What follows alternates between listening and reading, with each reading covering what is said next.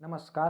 આપણે આગળના વિડીયોમાં જોયું કે જો ખરેખર આપણે શિક્ષણ વ્યવસ્થાને મજબૂત બનાવવી હશે તો શિક્ષણ વ્યવસ્થાના ચારેય સ્તંભ એટલે કે શિક્ષક, વિદ્યાર્થી, વિદ્યાલય અને પરિવાર આ ચારેય સ્તંભ મજબૂત જોશે.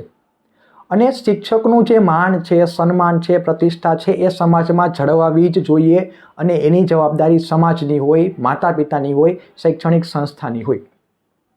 હવે આજે આપણે એ બાબતની ચર્ચા કરવાની છે કે ખરેખર શિક્ષકનું માન અને સન્માન જાળવવા માટે આપણે કેવા પગલાઓ લઈ શકીએ, આપણે કઈ કઈ બાબતોનું ધ્યાન રાખવું જોઈએ. અહીંયા આપણે વાત કરશું કે શૈક્ષણિક સંસ્થાએ કઈ કઈ બાબતોનું ધ્યાન રાખવું જોઈએ, માતા પિતા અને સમાજે કઈ કઈ બાબતોનું ધ્યાન રાખવું જોઈએ. તો ચાલો શરૂઆત કરીએ. પહેલું, શિષ્ટાચાર કે જે દરેક નાની મોટી શૈક્ષણિક સંસ્થા અપનાવી શકે અને એને અપનાવવું જોઈએ. શિક્ષક બીજા શિક્ષકને કેવા શબ્દો વડે સંબોધે છે? હંમેશા એક શિક્ષકે બીજા શિક્ષકને માનભર્યા અને મર્યાદાવાળા શબ્દોથી જ સંબોધવા જોઈએ.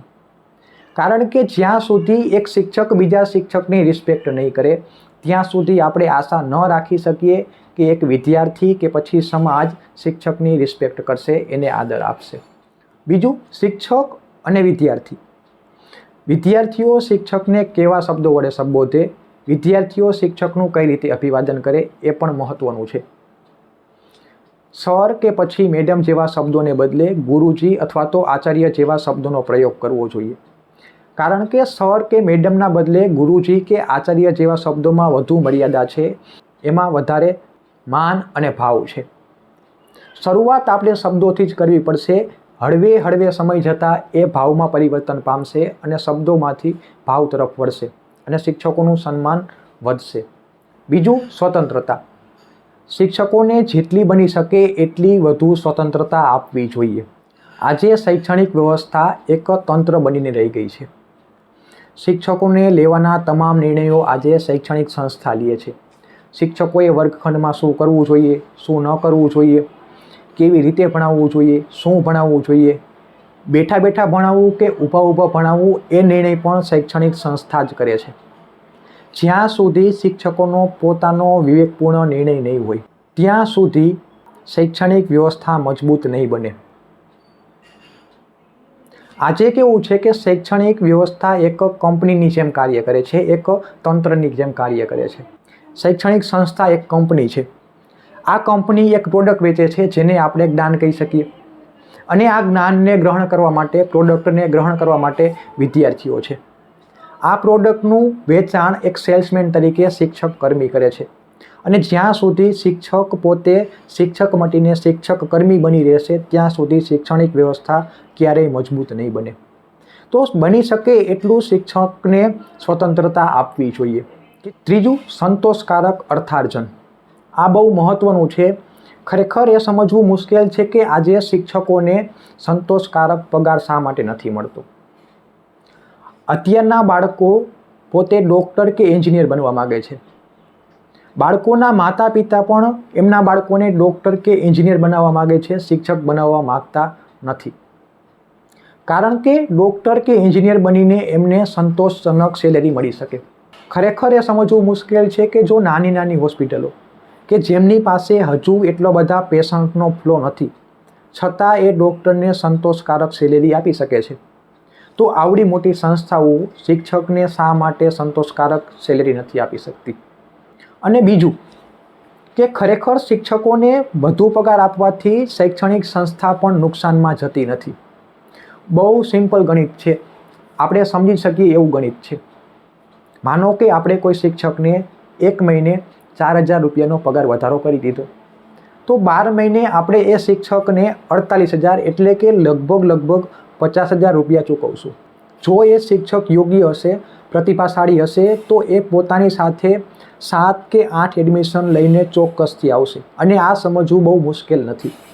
તો એ પણ સમજવું મુશ્કેલ નથી કે શિક્ષકને 4,000 રૂપિયાનો પગાર વધારો નુકસાનકારક છે અને લાંબા ગાળે પણ ફાયદો થશે. કારણ કે સારા શિક્ષકોને હાયર કરીને શૈક્ષણિક વ્યવસ્થામાં શિક્ષણનું સ્તર આપણે ઊંચું લઈ જઈ શકશું અને શિક્ષણ સ્તર જ્યાં ઊંચું હશે એનું પરિણામ ચોક્કસથી સારામાં સારું મળશે અને શૈક્ષણિક સંસ્થાને પણ નફો થશે. જો કોઈ શૈક્ષણિક સંસ્થા નાની છે એટલી બધી નફાકારક નથી. તો પછી એને બની શકે એટલી પોતાની જે સુવિધાઓ છે એને ઓછી કરવી જોઈએ. જે બિનજરૂરી સુવિધાઓ છે એના ઉપર ધ્યાન બહુ ઓછું આપવું જોઈએ અથવા તો ન જ આપવું જોઈએ. બાળકોને સંસ્થામાં એસીની જરૂરિયાત બિલકુલ નથી અને ન જ હોવી જોઈએ. તો એ તમે એસી જેવી સુવિધાઓને ઓછી કરી ફીમાં ઘટાડો કરી શકો અને સાથે સાથે શિક્ષકોના પગારમાં પણ વધારો કરી શકાય અને ખરેખર એ બહુ જરૂરી છે. કારણ કે ધન એ આજે પ્રતિષ્ઠા છે અને જો ધન પ્રતિષ્ઠા છે તો શિક્ષકોને ધન મળવું જ જોઈએ. આપણે શરૂઆત ધનથી કરવી જોઈએ કે જેથી શિક્ષકો સંતોષકારક પગાર મેળવી શકે અને પોતે નિષ્ઠાપૂર્વક કામ કરી શકે. ચોથું કે શિક્ષકોનો પગાર વધારો કરવાથી જે હોશિયાર વિદ્યાર્થીઓ છે એ પણ શિક્ષક બનવા તૈયાર થશે, એ પણ શિક્ષક બનવા માટે પ્રોત્સાહિત થશે.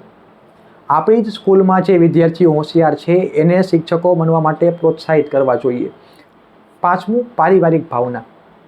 શિક્ષકોમાં પારિવારિક ભાવના જળવાવી જોઈએ. સમયાંતરે એવા આયોજનો પણ કરવા જોઈએ કે જેથી શિક્ષકોમાં એ ભાવના જળવાઈ રહે. છઠ્ઠું કે જો શૈક્ષણિક સંસ્થા મોટી છે તો એને શિક્ષકોને અમુક સુવિધાઓ આપવી જોઈએ જેથી પારિવારિક ભાવના પણ મજબૂત થાય. જેમ કે એમની સેફટી માટે એમને હેલ્મેટ પૂરા પાડી શકાય, એમનો આરોગ્ય વીમો આપી શકાય. આવી નાની નાની બાબતો અથવા તો જે મહત્ત્વની બાબતો છે એ એમને પ્રોવાઈડ કરી શકાય. સાતમું કે શૈક્ષણિક સંસ્થામાં લાઇબ્રેરીની વ્યવસ્થા કરવી જ જોઈએ જેથી શિક્ષકો એ લાઇબ્રેરીમાં પુસ્તકોનું વાંચન કરી શકે અને શિક્ષકો પ્રભાવશાળી બને કે જેને જોઈને બાળકો શિક્ષકો બનવા માટે પ્રોત્સાહિત થાય. આ લાઇબ્રેરીનું આયોજન કઈ રીતે કરી શકાય, કેવું હોવું જોઈએ એની ચર્ચા આપણે આગળના વિડીયોમાં કરશું. આ તો વાત થઈ શૈક્ષણિક સંસ્થાની. માતા પિતાએ પણ અમુક બાબતોનું ધ્યાન રાખવું જોઈએ. શિક્ષકોનો આદર કરવો એ એક સંસ્કાર છે અને સંસ્કારની શરૂઆત ઘરથી થાય. તો બાળક શિક્ષકોનો આદર કરે એ સંસ્કાર ઘરથી આપવા જોઈએ અને માતા પિતાએ પણ શિક્ષકોનો આદર કરવો જોઈએ કે જેને જોઈને બાળક પોતે પણ શિક્ષકનો આદર કરે. તો આ અમુક પગલાઓ છે કે જેને શૈક્ષણિક સંસ્થા અપનાવી શકે કે જેનો શૈક્ષણિક સંસ્થા પ્રયોગ કરી શકે. આટલો બધો સમય આપવા માટે ધન્યવાદ. આવી જ શૈક્ષણિક બાબતોને લગતી માહિતી મેળવવા માટે અમારી ચેનલને લાઇક, શેર અને સબસ્ક્રાઈબ કરવાનું ભૂલશો નહીં. જય હિન્દ, જય ભારત.